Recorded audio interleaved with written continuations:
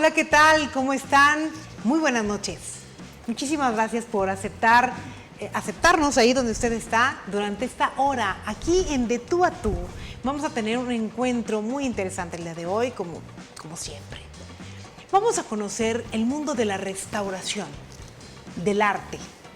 Vamos a conocer qué hay en la investigación de todo un acervo, de todo un patrimonio histórico con el que cuenta en este caso nuestra ciudad de San Luis Potosí y el mundo entero, porque nuestra invitada de hoy pues no es solo a nivel local su trayectoria, sino a nivel internacional.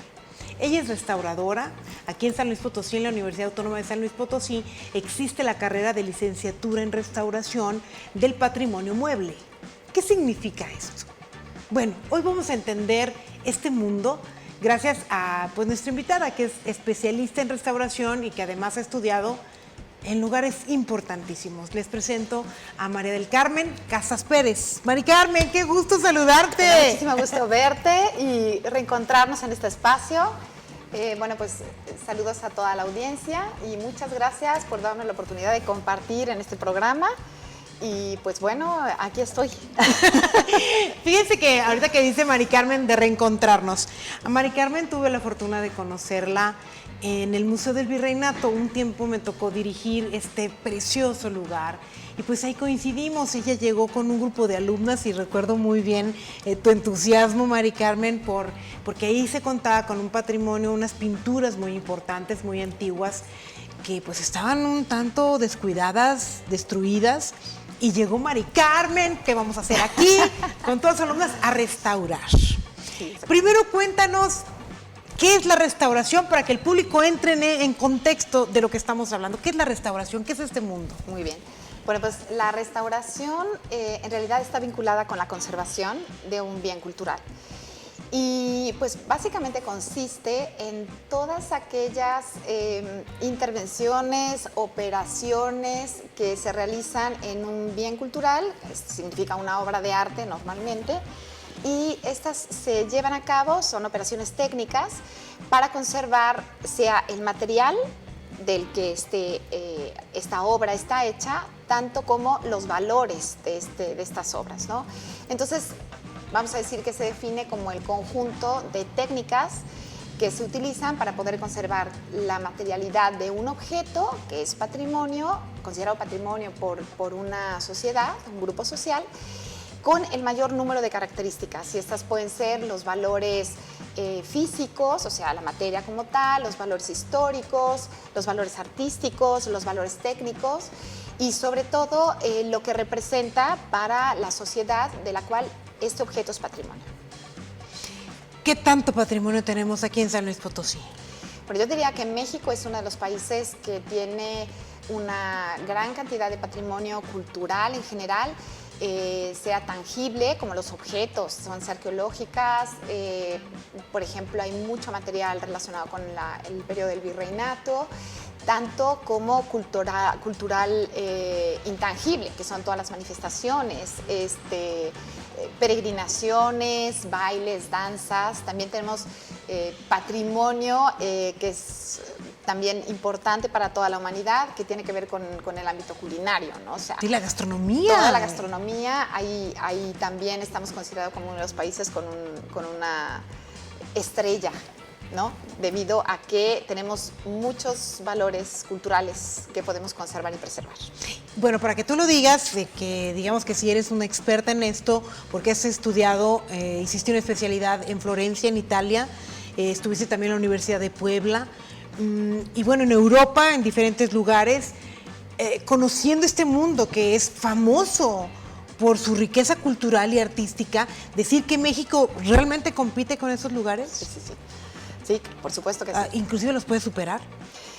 Yo creo que depende mucho de lo que se considere, pero bueno, en el caso, por ejemplo, de las zonas arqueológicas, es uno de los países conocidos a nivel mundial, tiene una resonancia importantísima.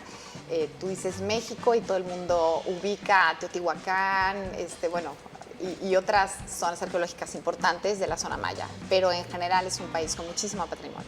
¿Dónde empezó tu interés por esto de la restauración y de la conservación? Dices que está muy relacionado con conservar algo. ¿Desde niña te interesó? Pues la verdad es que es una historia un poco personal, pero yo nací en Puebla y mi abuela era una persona muy cumplida. Entonces iba todos los domingos a misa y se quejaba que los templos del centro histórico de la ciudad de Puebla estaban un poco descuidados, y era porque ya no había feligreses, que con la construcción de las colonias modernas y de los templos modernos, la gente se iba a lugares, a espacios en forma de caracol, y que ya no iba a los templos del centro histórico, ¿no? Entonces, pues ella cumplidísima, nos íbamos a misa. Y ella escogía el templo a donde íbamos a tomar la misa, y yo escogí el lugar. Entonces, bueno, el problema es que, bueno, algunos de los sacerdotes, pues hablaban súper bajito y rapidito. Entonces, pues yo era una niña y la verdad es que a mí esta historia de la misa no me hacía mucha ilusión. Y entonces escogía lugares estratégicos cerca de pinturas, y mientras pues mi abuela literal tomaba la Santa Misa, yo papaloteaba, y entonces empezaba a ver a los angelitos, los santitos, los niños, el borrego, lo que encontraba en las pinturas. Y después nos hicimos como habitués de estos lugares, y pues resulta que fueron pasando los años y yo fui creciendo. Yo dije, bueno, ¿cómo es posible que aquí siga la cortada de la pintura de la 10ª fila del Templo del Carmen? Y en San José, pues resulta que esta pintura que tenía un faltante, pues ya no está ni siquiera el pedazo colgando, ya se perdió. Y entonces, conversando con mi abuela, le dije, oye, qué pena, o sea, a lo mejor sí hay recursos, pero ¿qué pasa aquí? Que nadie arregla las pinturas. Y entonces me dijo uno de los sacerdotes, es que no hay quien. Y entonces mi abuela me dijo, pues bueno, el que dé el consejo del tostón, apúntate. Y así empezó la búsqueda. Yo la verdad iba a aplicar para otra cuestión, pero tuve la oportunidad de ir a Estados Unidos, de estas cuestiones de obligatoriamente, te sacaste la lotería y obligatoriamente a fuerza te vas. Y en los espacios en donde estuve estudiando, en Fresno, California, la idea era que aprendiera inglés. Tuve la oportunidad de meter materias que estaban en el ámbito artístico, y me dieron un National Award en el ámbito de la parte artística, y se supone que me pagaban inclusive la carrera, pero tenía que ser en esa línea. Y bueno, pasaron los años, y entrando cerca de la universidad, igual en otra clase, haciendo un currículum para trabajar en Canadá en Arts and Crafts, el maestro me dijo que qué estaba yo haciendo en contabilidad. Sí, seguramente mi línea estaba más cercana al ámbito del área artística y de las ciencias sociales y las humanidades. Y junto con el evento de la abuela, ¿no?, de esta cuestión de las pinturas, empecé a hacer una búsqueda acerca de las licenciaturas en restauración y conservación. Encontré una en la Ciudad de México, que nada más, bueno, es la que estaba en la Escuela Nacional, que está vinculada con el INA, pero tanto el espacio, el número de personas, como el espacio físico en ese momento, pues no era de los mejores. Y pues mi mamá no se quedó para nada tranquila. Y entonces, pues me dijo, no, allá no te vas. Era un momento difícil para la Ciudad de México. Y entonces, pues, con ayuda de mi abuela, encontré este espacio de estudio en Florencia, en el Instituto per l'Arte y Restauro, que igual por conocidos me dijeron que era un lugar válido. Y ahí inicié con mis estudios de restauración. ¿Cuánto duró esta carrera ya? Mira, la verdad es que normalmente duraba 4 años. Yo la hice en 3 años, bueno, 4 años más la tesis. Yo me la eché como en 3 años, 8 meses. Metí veranos. La verdad, corrí mucho para terminar. Extrañaba yo mi casa y tenía como muchas ganas de empezar a ejercer. Fue un periodo muy intenso, pero también muy bonito. También estaba yo con un grupo de foráneas italianas, todas italianas, que también como que ya les surgía regresar a trabajar. Y sobre todo que mi prisa estaba en poder entrar a una especialidad en un tiempo corto. Entonces tenía que terminar los estudios básicos y para poder acceder a este curso. Entonces, pues en turbo. Terminé en turbo. ¿Te fue llevando tu curiosidad por, digamos, a dónde iba tu abuela? Empezó a formalizarse poco a poco y la vida te llevó a que estudiaras eso. La verdad es que sí. Ahí en Florencia, que está lleno de historia y de arte y de acervo enorme, arquitectónico, pictórico, de escultura, no se diga. ¿De qué te quedaste ahí sorprendida, pasmada, llena de qué? Yo creo que una de las cosas más bellas de esa experiencia fue que las clases de historia, el maestro te daba la clase de historia y hablaban de grandes personajes que en algún momento de nuestra vida hemos escuchado, Miguel Ángel, Leonardo, y una vez que terminabas la clase te daba un ticket para que fueras al museo en donde estaban las pinturas de este personaje. Fue una cosa de no creerse. Yo me pellizcaba cada vez que entraba al museo y decía, ¿cómo? La acabo de ver en una diapositiva y ahora voy a entrar. Y la otra cosa que para mí fue muy importante y muy enriquecedora es el cuidado que tienen en ese momento las personas sobre su patrimonio. O sea, los florentinos, en general los italianos, toda la gente cuida el patrimonio. Y claro, es muy importante conocer para poder cuidar. Sí, no cuidas lo que no conoces, definitivamente. Ignoras el valor que tiene algo y pues lo descuidas totalmente. Claro. Ahí hay una cultura de la conservación, sí, muy adelantada. Sí, por supuesto. Y bueno, también México ofreció muchas cosas muy interesantes. Yo terminé la parte de la licenciatura y entré a la Universidad de Florencia. En la Facultad de Ciencias a un curso de justamente ciencia aplicada a la restauración, que no es solamente conocer las técnicas, sino los materiales, por qué se degradan, cómo conservarlos. Y ahí entré en contacto con un grupo que es el profesor Enzo Ferroni, el profesor Pier Baglioni, Rodorico Giorgi, Luigi Dei, personas muy interesantes que escribieron libros que yo llevaba como libros de texto en mi formación básica. Y terminé haciendo una tesis relacionada con la cúpula del altar de los Reyes de Villalpando en Puebla. Y justamente fue este profesor Pier Baglioni que accedió a venir a México. Y ahí empieza una línea de lo que después se convirtió en mi carrera académica. Entramos en contacto con la UNAM, entramos en contacto con el INA, se ofrecieron una serie de conferencias y se hicieron acuerdos bilaterales con varias universidades en México. Y de hecho, él trabajó muchos años con el INA, me parece que más de 10, y recibió el premio del Caballero Águila debido a la participación, sobre todo en el ámbito de la pintura mural en el sureste de México. Y bueno, y de ahí pues se vinculó con Puebla. Yo di clases en la maestría de restauración del patrimonio edificado, prácticamente 12 años. Tanto que, como dice el dicho, que si andas con lobo aprendes a aullar. Terminé haciendo una segunda maestría en arquitectura, en conservación y restauración del patrimonio edificado. Pues estudiando muchísimo para tener ahora una habilidad y una expertise en esto de la restauración increíble. ¿En qué momento llega a San Luis Potosí? Porque hasta ahora sabemos que es de Puebla, que vivió en Puebla, que se fue a Italia, que estuvo en Estados Unidos aprendiendo todo esto de la restauración. ¿Qué hace ahora aquí en San Luis Potosí? Esto lo vamos a descubrir después de los comerciales, aquí en De Tú a Tú. Sigan con nosotros.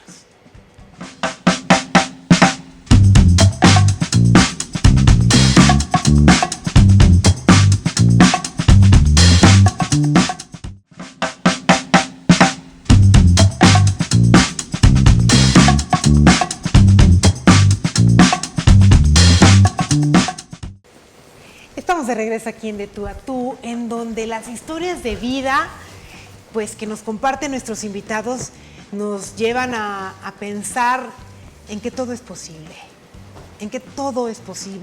siempre y cuando las personas, pues así lo deseen, así lo quieran, y se encuentren obviamente con quien te apoya, porque pues nadie puede solo, siempre necesitamos impulsos, mentores.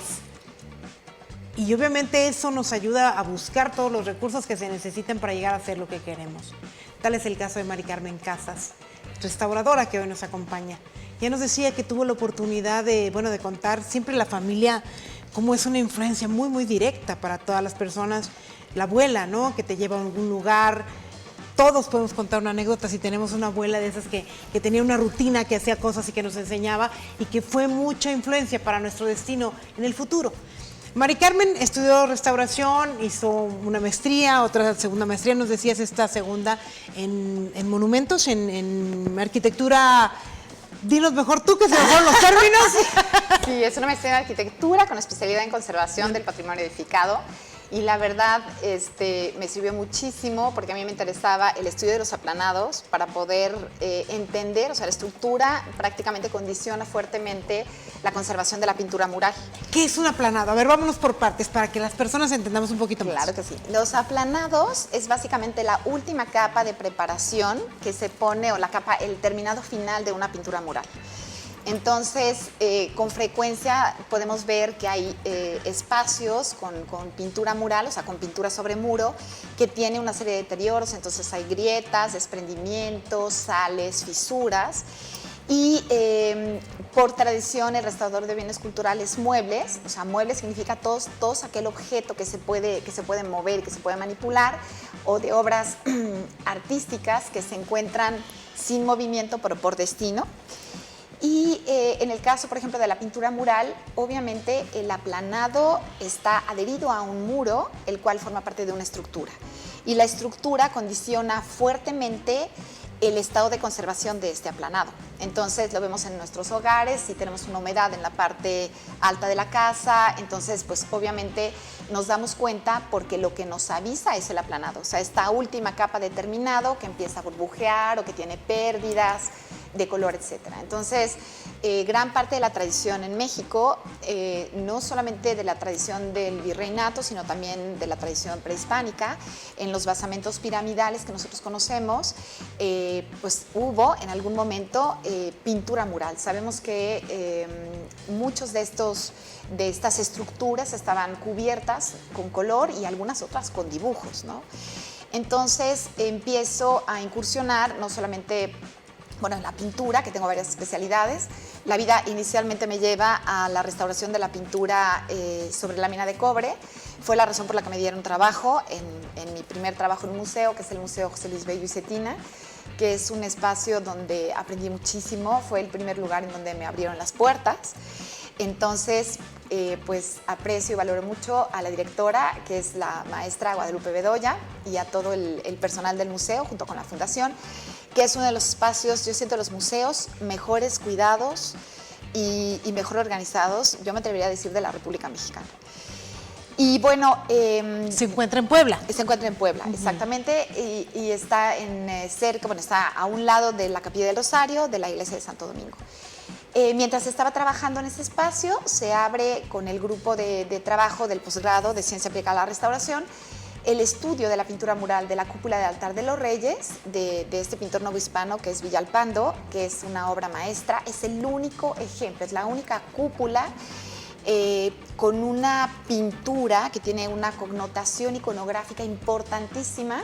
Fue un parteaguas, ¿no? Y habla tanto de la Eucaristía como de la importancia de la Virgen María en todo el contexto, pues ahora sí que en el contexto del Concilio Vaticano.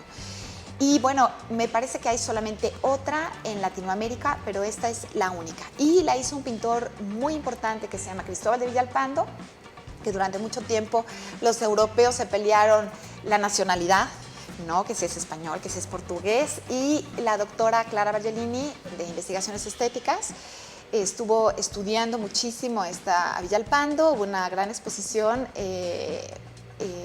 gracias a Banamex.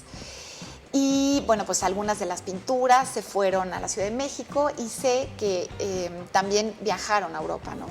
Entonces, bueno, a través de este proyecto de este pintor llego al estudio de esta pintura, y con el consorcio en el posgrado de Ciencia Aplicada a la Restauración hicimos un muestreo y gracias al apoyo también de Lina, que tenía interés, se pudo ver que en las muestras que se tomaron, que aparentemente tenían un daño y por eso tenía desprendimiento, pues la pintura estaba sanísima y que es una obra de arte y es una obra maestra técnicamente hablando. Contacto justamente a través de Lina a la maestría en restauración del patrimonio edificado de la BUAP, que es la Benemérita Universidad Autónoma de Puebla, y entonces me solicitan que dé clases, y ahí di clases de conservación de patrimonio cultural para arquitectos, y después hice la maestría. Ahí mismo en Puebla. Ahí mismo en Puebla. Entonces, ¿qué te trae a San Luis Potosí, Mari Carmen? Yo tenía un taller particular, trabajaba para 3 museos, trabajaba también para personal, bueno, pues ahora sí que clientes independientes, y estaba vinculada a la universidad en proyectos multidisciplinarios. Resulta que un potosino que fue a Puebla a un curso de un maestro italiano, Horacio Niemi. Pues empieza a platicar, oye, esta restauradora, de dónde salió, cómo, pues es arquitecta, no es arquitecta. Y entonces, en su momento, el doctor Alejandro Galván, que estaba como director de la Facultad del Hábitat, se contacta con otra persona que se llama Rafael Alejo y me empezaron a rastrear. Entonces, la verdad, Puebla es bellísima, yo estaba muy contenta. Trabajaba con este grupo desde Italia, que además se movía en otros espacios a nivel internacional y no me interesaba mucho moverme. Pero a mi marido lo invitan a trabajar a San Luis Potosí en un proyecto y lo mismo, en una cena académica, oye, ¿estás casado? ¿Dónde está tu esposa? No, en Puebla, no la mueves ni con un tráiler. Y resulta que la famosa persona era la restauradora que no quería dar sus datos, la verdad. Yo estaba muy contenta en Puebla. Y bueno, pues después de una serie de entrevistas, me invitan a participar en este proyecto de la apertura de esta licenciatura, que además es un proyecto buenísimo. ¿Cuántos años tiene la licenciatura en restauración en San Luis Potosí? Híjoles, yo llegué si no me equivoco, abrió en 2016. Y yo llegué en 2017, los chicos habían pasado con el curso básico y ya empezaban con materias de restauración. Tiene 8 años ahí, apenas que 2 generaciones, 3 generaciones de restauradores. 16, no, del 16 al 26. Son 8 años que empezó. Perdóname, 2016 cumplimos 10 años, entonces empezó en el 2006. Ah, ok. Sí. Entonces tiene 2006. 28 años ya. Perdón, ahí estamos 18. mal en matemáticas. 18 años, claro, 18 años. Del 2006 a la fecha son 18 años que tiene la carrera de restauración. Sí, porque para mí desde 2006. Ajá, son 18 años, sí. Sí. Entonces, pues bueno, sí, ya llegué. Pero entonces tú no llegaste a abrir la carrera, ya estaba. Ya estaba. Ah, ok, había entendido que tú... Bueno, lo que pasa es que yo trabajé con el arquitecto Juan Carlos Caldera y el arquitecto fue quien realmente abrió la licenciatura, fue el primer director de la licenciatura. Y la parte interesante es que yo tuve el gusto de trabajar con él en los programas, con la licenciatura yo estaba abierta, en Puebla. Nos veíamos en la Ciudad de México en algunas ocasiones y trabajamos en remoto. Y la verdad es que mi intención era cumplir un poco con un compromiso académico de mi facultad para la Facultad del Hábitat. El doctor Alejandro Galván era conocido de una de las coordinadoras de la maestría en Restauración del Patrimonio Edificado, donde yo daba clases, y fue un poco como un compromiso, ¿no? Entonces, cada vez que yo iba a la Ciudad de México, que iba con frecuencia, al Centro INA, le avisaba con anticipación al arquitecto Juan Carlos Caldera y nos encontrábamos en Sanborns de Coyoacán. Se comía su cafecito, su concha. Desafortunadamente lo perdimos el año pasado, pero era un excelente, extraordinario compañero de trabajo. Y ahí trabajábamos en los programas, ¿no? Entonces, yo no tenía intención de venir a San Luis Potosí. O sea, imagínate nada más, trabajé en algo sin saber que después iba a ser para mí. ¿Por qué tienes entonces en San Luis cuántos años? Nosotros llegamos en el 2017, en el 2007 y después en el 2015 yo hice una estancia afuera en Estados Unidos y ahí llevé varias materias del doctorado en Ciencia e Ingeniería de Materiales en Boise, Idaho. Y luego regresamos nuevamente a finales del 2017 y me reincorporo otra vez a la licenciatura. ¿Actualmente eres directora o coordinadora de la carrera en la Universidad Autónoma de San Luis Potosí de la carrera de restauración? Así es. Después de haber dado clases un montón de tiempo, un montón de años, y ahora como coordinadora, pues ¿qué rumbo tomará esta licenciatura? Porque sí depende mucho de la coordinación de cada carrera. ¿Cómo caminan las generaciones, ¿no? ¿Para dónde los llevas tú? ¿Cuál es tu objetivo? Bueno, la verdad es que a mí me parece que la doctora Lilia Narváez hizo un estupendo trabajo, estuvo a cargo muchos años y yo creo que la verdad pues es una herencia, ¿no? que acepto con mucho gusto. Y pues bueno, ¿hacia dónde va? Tengo un grupo de maestros. La experiencia me ha llevado al entendimiento de que es muy importante trabajar en equipo y creo que la licenciatura exige no solamente la preparación de personas con habilidades técnicas, sino con una capacidad de autogestión, de iniciativa para poder tener un negocio propio.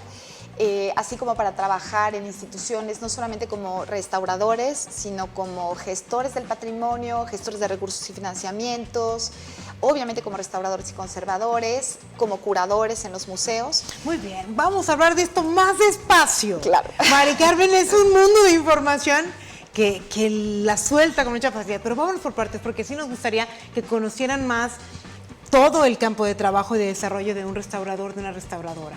Vamos a hacer una pausa y seguimos conociendo esta gran trayectoria y bueno, lo que ofrece San Luis Potosí en el campo de la restauración y de la conservación del patrimonio artístico y cultural. Ahorita regresamos.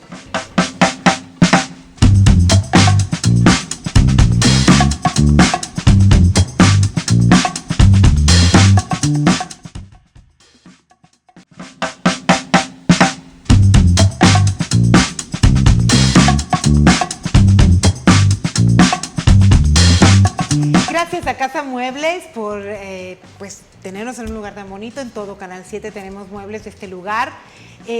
Aquí van a encontrar ustedes cosas diferentes en muebles.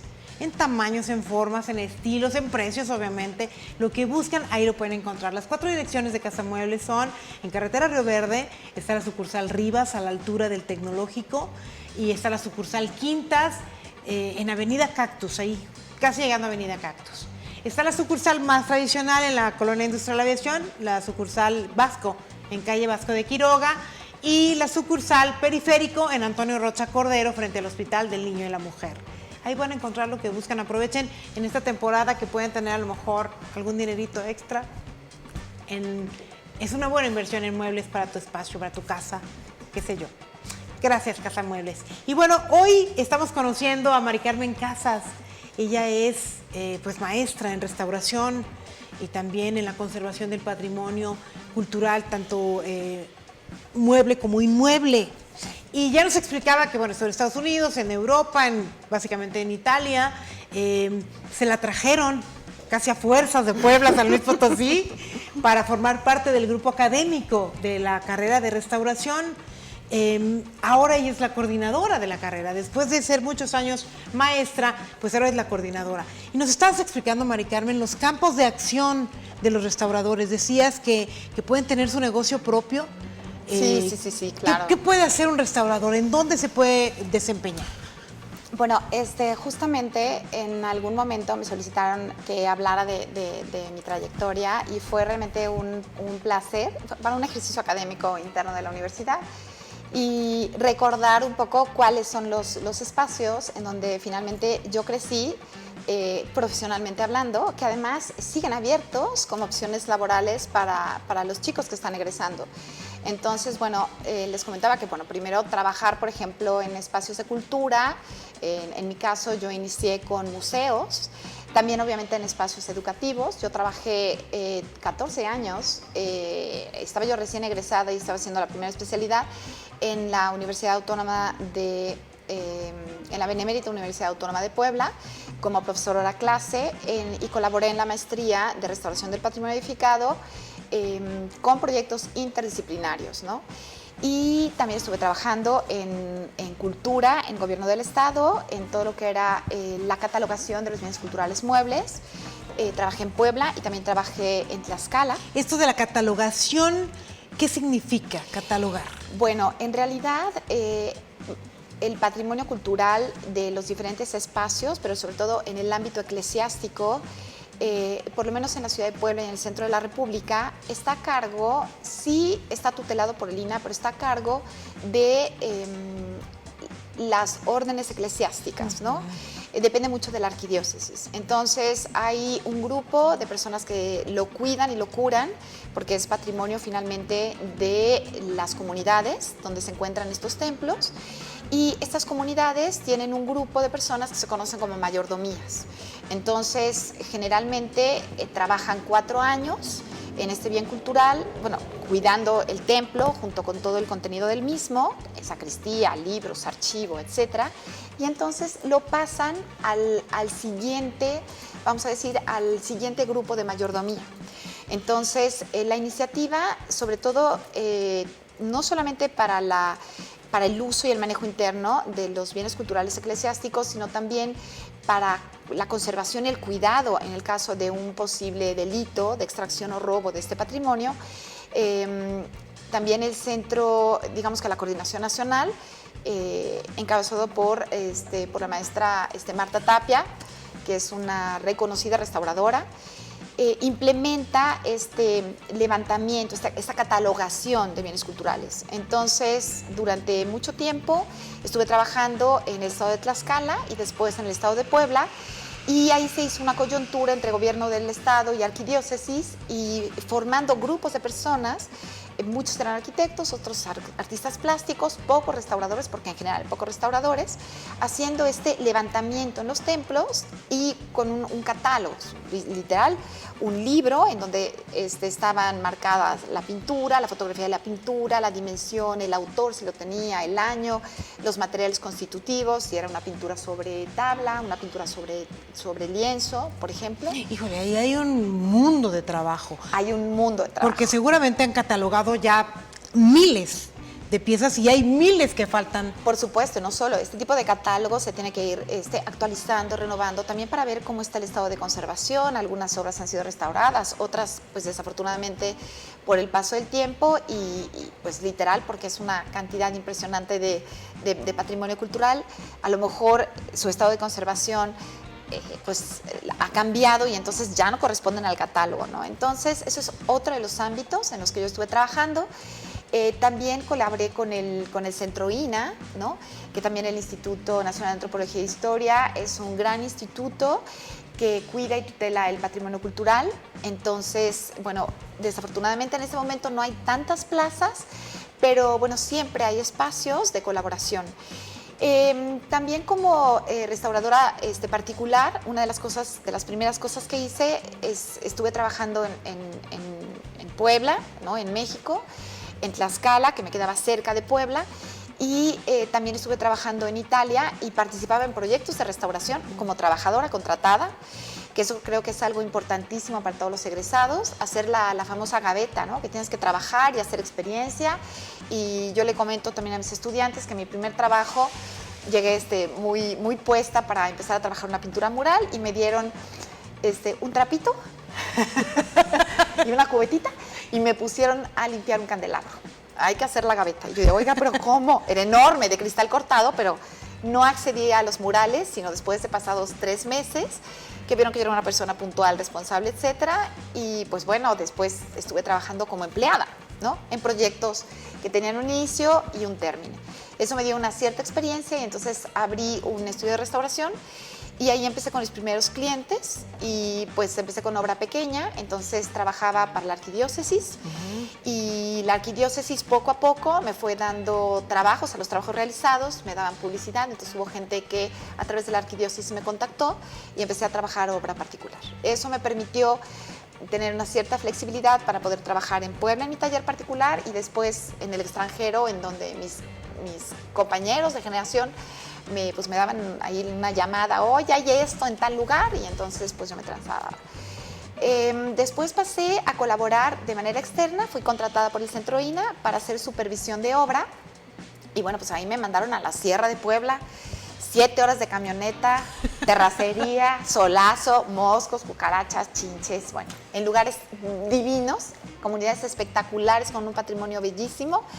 Pero pues es la gaveta, nadie quería ir y yo dije, a mí denme chamba donde sea. Y entonces ese también fue un trabajo muy bonito que recuerdo con mucho cariño porque la gente siempre fue muy linda y muy amable.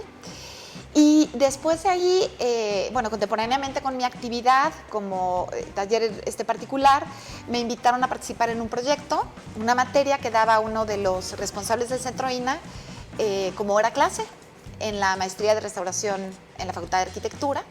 Y era legislación de la conservación, y de ahí esa se transformó en conservación del patrimonio cultural, mueble para arquitectos, que luego los arquitectos hacían cosas que dañaban el patrimonio cultural por desconocimiento, y entonces se implementó esta materia, y ahí pasé años muy contenta.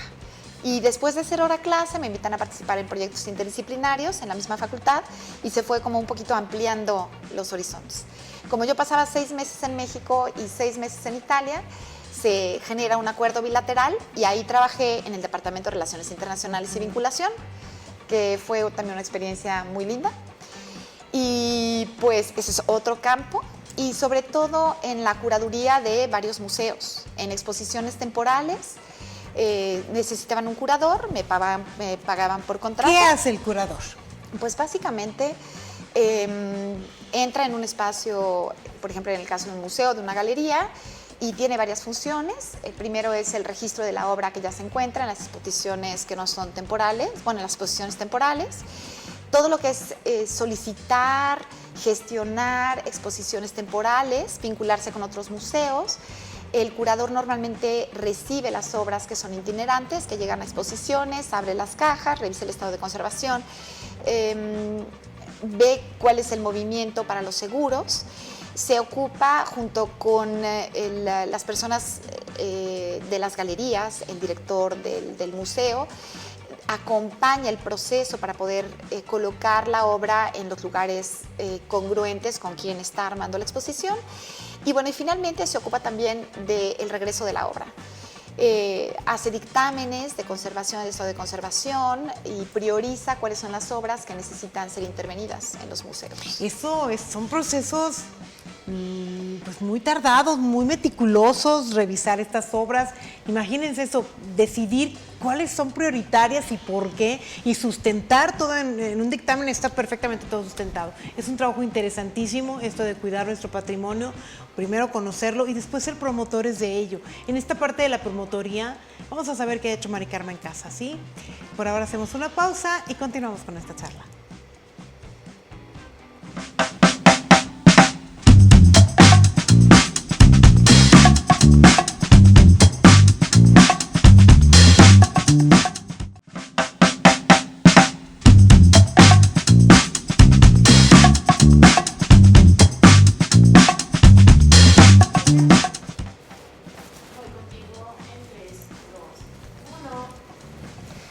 Estamos de regreso aquí en De Tú a Tú.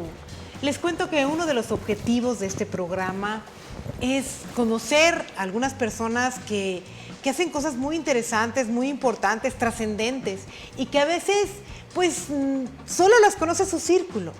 No son tan públicas, no son tan conocidas, pues eso, públicamente, no se popularizan.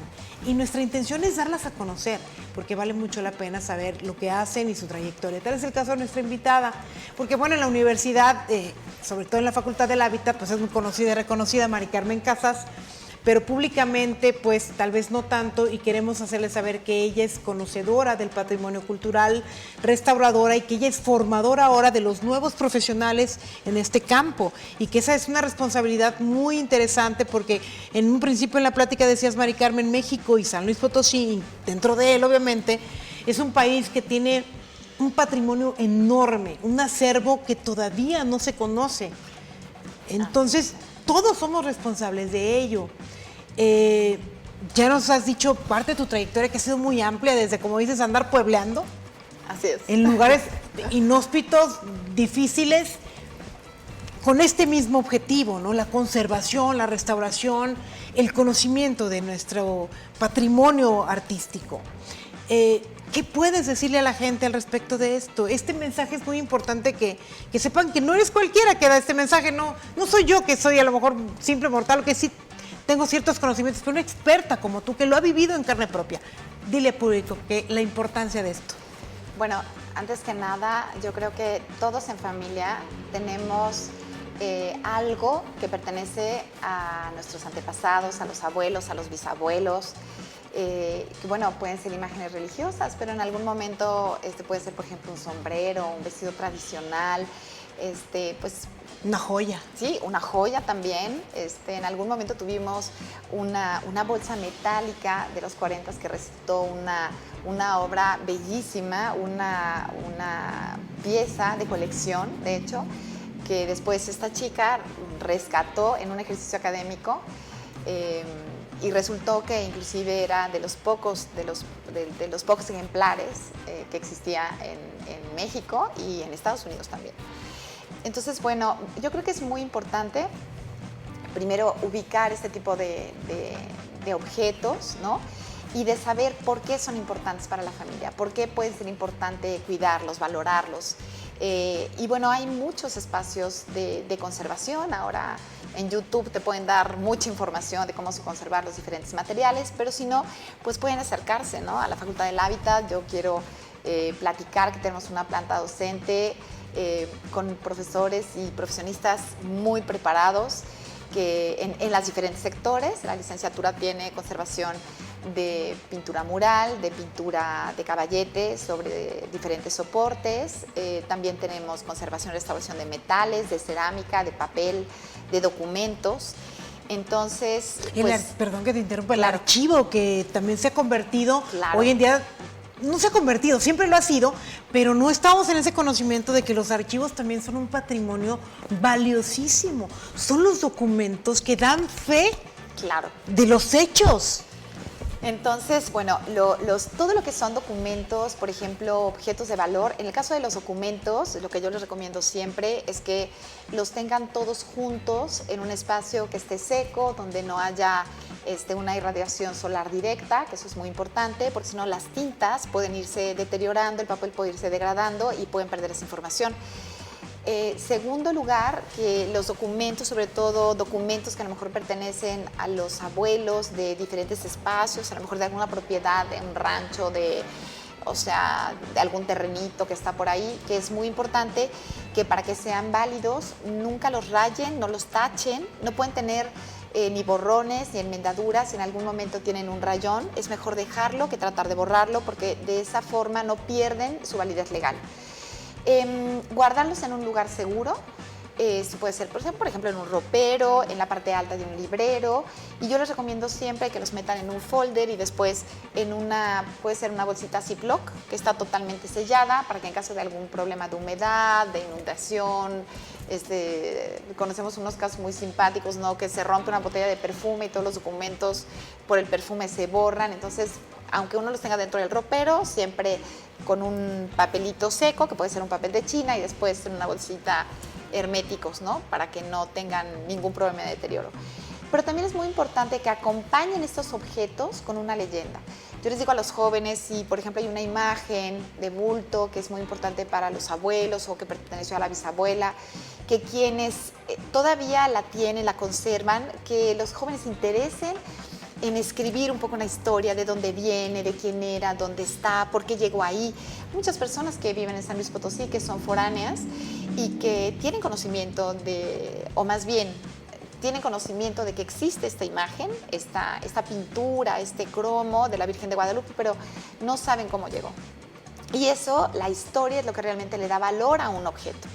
La historia y las ganas de conservarlo es lo que los hace patrimonio, que es patrimonio primero de las personas que lo tienen y que lo cuidan, de la familia y bueno, y finalmente pues de la ciudad, del estado, del país, ¿no? Una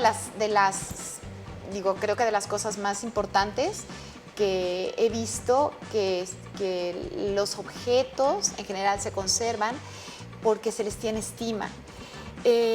Algo que es patrimonio en México, que puede ser patrimonio en San Luis Potosí, deja de serlo en la ciudad de Puebla porque, por ejemplo, no le dan ningún valor o no representa nada para las personas que se encuentran ahí. Claro que los objetos pueden tener diferentes valores. Puede ser valor histórico, puede ser valor artístico, puede ser valor técnico. Por ejemplo, hay materiales o desde una bomba de gasolina, ¿no?, que pues ya no existen. Pues esta parte es patrimonio, puede pertenecer al área de patrimonio industrial. Es importante conservarlos, investigar si tienen algún valor o no. Y en un momento determinado yo les recomiendo que estos objetos se los den a alguien, o sea, algún sobrino, algún nieto, que sepamos que tiene interés y que los va a valorar, para que no se pierdan y continúen en la familia.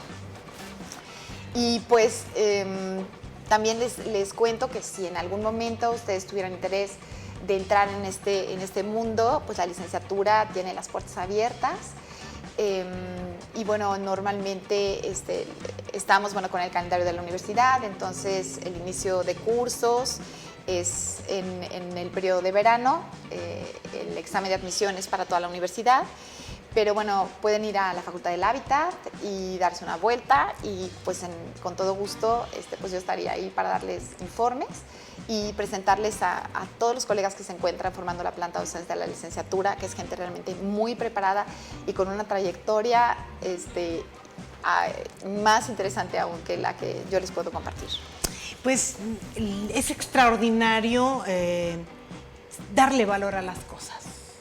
Creo que esto de la conservación y la restauración es lo que hace darle valor y dárselo y reconocer, porque hay veces que ni siquiera nos damos cuenta que lo tiene. Entonces, es el mensaje del profesional de la restauración y de la conservación del patrimonio. Las fotografías, ahorita que decías todo lo que en casa se puede guardar, las fotografías que hoy en día ya casi no se imprimen.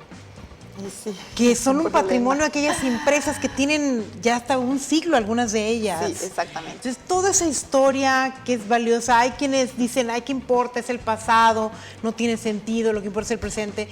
Pero, pues, lo que somos hoy tiene mucho que ver con nuestro pasado.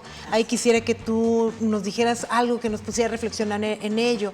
Porque hay quien dice, las cosas viejas, pues son eso, viejas, ya forman parte del pasado. ¿Por qué son valiosas en el presente? Bueno, yo creo que uno de los dilemas de todo ser humano es siempre como saber de dónde vengo, ¿no? Y quién es, por qué estoy aquí. Entonces, bueno, en algún momento de nuestra vida nos los vamos a preguntar. Y yo he conocido gentes que se acercan a la licenciatura y con objetos que en algún momento pertenecieron a su generación, a sus antepasados, y en su generación no les dieron ningún valor y les hace sentido tratar de recuperarlos. Entonces han encontrado, por ejemplo, libros, documentos, leyendas, diarios personales. Los abuelos escribían mucho. Cartas, y se han quedado, pues ahora sí que impresionados de toda la información de dónde y de cómo, ¿no? Personas que trabajaron, por ejemplo, en el Museo del Ferrocarril, que son generaciones que todavía están vivas, que en algún momento los chicos adolescentes no tomaron en cuenta y que de repente regresan, oiga, me gustaría ver si podemos hacer legible este documento porque aquí está la historia de cómo mis abuelos se conocieron, de dónde venían, resulta que son del norte y entonces que el apellido y bueno, cosas realmente muy interesantes. Yo creo que todos en algún momento, yo les puedo contar de mi caso, cuando justo salí y estuve fuera y visité, en el momento de grandes decisiones necesitaba yo hacer centro, regresar a mi casa, regresar a mi comida, a mis tradiciones, a mis espacios, y este tipo de preguntas me las hice después de tener ciertas vivencias, ¿no? Y entonces sí tomé interés en saber, bueno, yo sabía que algunos de mis antepasados eran europeos, pero jamás pregunté de dónde, ni cómo, ni cuándo. Y a través, por ejemplo, en mi caso, de una advocación, supe que mi familia tenía ascendencia en Cataluña y que también tenía yo una línea de una bisabuela que era francesa. Y todo esto por un pequeño sombrero que se encontró en una caja. Entonces, pues yo creo que sí es importante conocer, conservar, por lo menos entender y atesorar lo que en algún momento dio cabida para que nosotros estemos en el aquí y en el ahora. Así es, y es muy importante conocer para cuidar y conservar.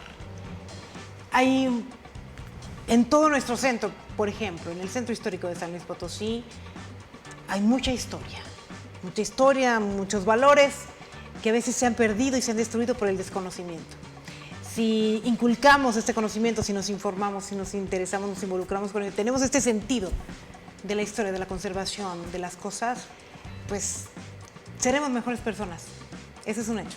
Mari Carmen, ha sido un placer tenerte aquí en el programa. Muchísimas gracias. Me dio mucho gusto verte nuevamente y saber pues de todo lo importante que has hecho y que nos has compartido. Felicidades por ello. No, al contrario, muchísimas gracias. Y bueno, pues yo el último consejo les doy a los jóvenes, sigan preparándose, y no solamente a los jóvenes, al público en general.